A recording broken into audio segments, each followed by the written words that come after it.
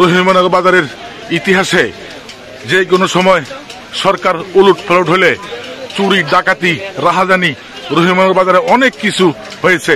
এবার রহিমনগর বাজারে ইনশাআল্লাহ কোনো কিছু হয়নি। সকলেই নিরাপত্তার দায়িত্ব পালন করছেন। যেমন আমার জানা মতে গোহর দক্ষিণ ইউনিয়নের সাবেক চেয়ারম্যান জাহাঙ্গীর আলম ফারুকি এবং রহিমনগর বাজারের বিশিষ্ট ব্যবসায়ী আলহাজ কবির আহমেদ এবং মাসুদ মান্নান সহ অনেকেই বাজারের নিরাপত্তা দায়িত্ব পালন করছেন। আমাদের রহিমনগর বাজারে কোনো অপ্রীতিকর ঘটনা ঘটেনি। রহিমনগর বাজারে যান চলাচল স্বাভাবিক হয়ে গেছে। কচুয়া থেকে সুরমা ট্রান্সপোর্টের গাড়ি আসা যাওয়া করতেছে। রহিমনগর বাজারের সকল দোকানপাট খোলা, সবকিছু স্বাভাবিক হয়ে উঠেছে।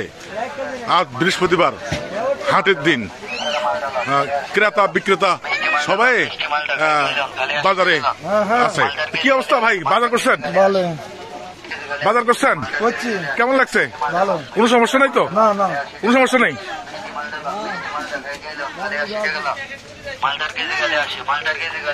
কেমন আছেন? দোকান তাহলে খুলছেন? মোটামুটি ভালো তো? কোনো সমস্যা নেই তো?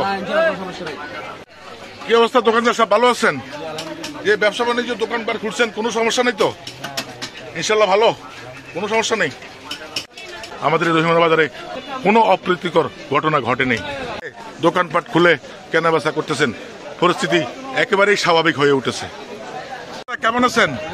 আগে তো হাটের দিন, বাজারে মানুষ কেমন উঠছে? কোনো সমস্যা নেই তো?